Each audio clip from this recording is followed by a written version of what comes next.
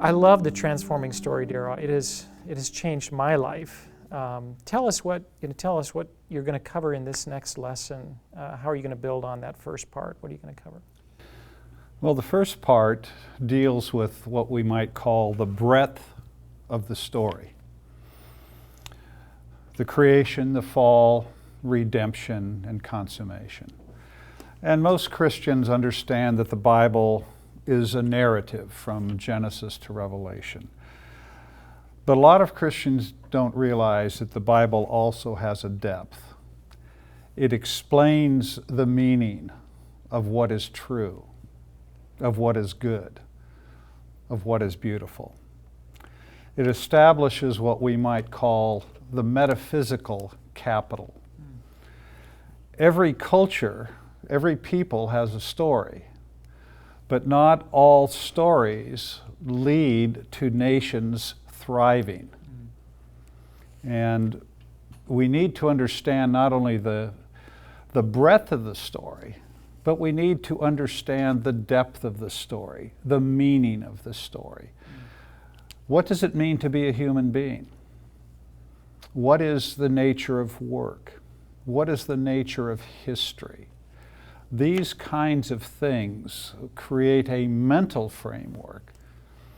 And as Paul speaks, he speaks of the strongholds of the mind, and it is these mental strongholds that enslave and impoverish people.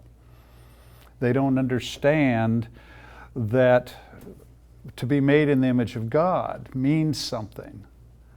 And without that understanding, even Christians can give lip service to being made in the image of God, but without understanding what that means for their lives, there's no transformation.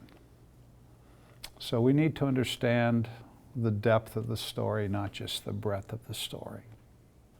Bob, when you think of our times of teaching together, and I don't know if this will be helpful, but you know, the things that you share connect with the things that I share. Mm-hmm. And is there a connection here for you from the transforming story that is a connector for what it is that you're sharing? Well, I think there are several connectors. One connector is the fact that it's based on Scripture.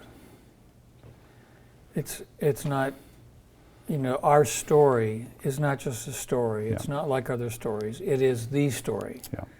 The true story. Truth. And other stories, other religions, other cultures have stories. They have their meta-narratives, but they're imaginary. They're false. They're fictitious. Yep. They're not what's really true. Yep. Where we believe that, and have been convinced by the evidence that we see, that the transforming story, the biblical story, is what really tells reality as it actually is. As it actually is. Yeah. And it's not just a religious story. You know, I think a lot of Christians think of worldview as the story of my religion. It's the story that makes sense of everything. It encompasses it's a story that explains what we see in the world today. And it is that story that explains what we see in the world today that creates the framework for flourishing, for human flourishing, for the flourishing of societies. What's broken and what it means to be healed. To be healed. And to flourish. Yeah, exactly.